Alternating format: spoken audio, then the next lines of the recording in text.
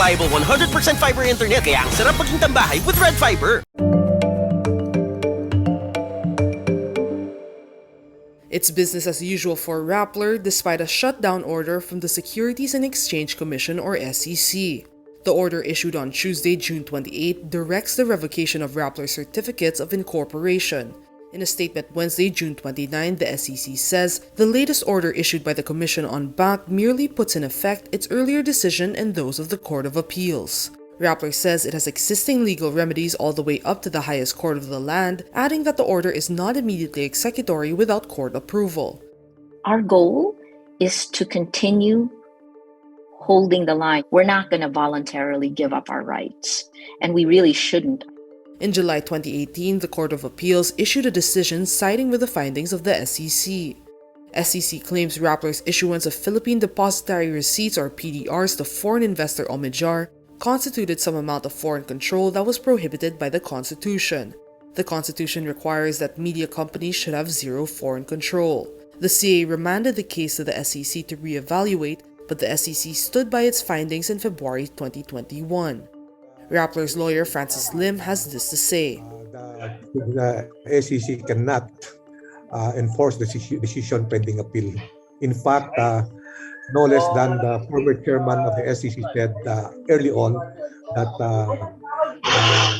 the SEC will not close down until there's a final decision.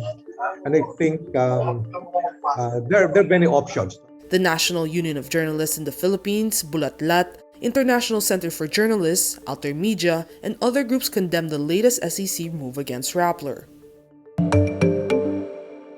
Outgoing Solicitor General Jose Calida will be the chairperson of the Commission on Audit under the incoming government of President-elect Ferdinand Bongbong Marcos Jr. Incoming Press Secretary Trixie Cruz Angeles announces the appointment on Wednesday, June 29. Attorney Jose Calida for COA Chair. As you know, he's the former Solicitor General under President Duterte, who was also a former Undersecretary of Justice and formerly also with the Dangerous Drugs Board. The Office of the Solicitor General under Calida went after perceived critics of the Duterte government, including Senator Laila de Lima, Antonio Trillanes IV, Rappler, and ABS-CBN. Under Calida, the OSU was flagged by the COA for high allowances for lawyers, including himself. COA, a constitutional commission, has been instrumental in exposing corruption across presidencies.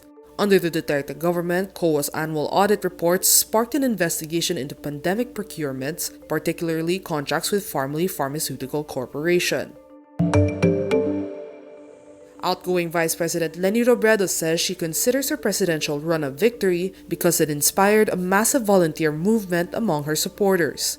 In her last press conference as the Philippine Vice President on Wednesday, June 29, Robredo says her supporters were able to prove the impossible can be possible as long as Filipinos work together. Kahit hindi ako nanalo, at eto sinabi ko lang several times, if I have to do it all over again, knowing what the results will be, I will still do it. Kasi para sa akin, yun yung pinakamasaya, pinaka-satisfying campaign that I've been through in the many years na nai-involve ako sa political exercises. Robredo ends her term with another unqualified opinion from the Commission on Audit for the Office of the Vice President. This is the fourth straight year that state auditors granted the OVP the highest audit rating. In a tweet, Robredo says this is a fitting exclamation point to her 6 years at the OVP.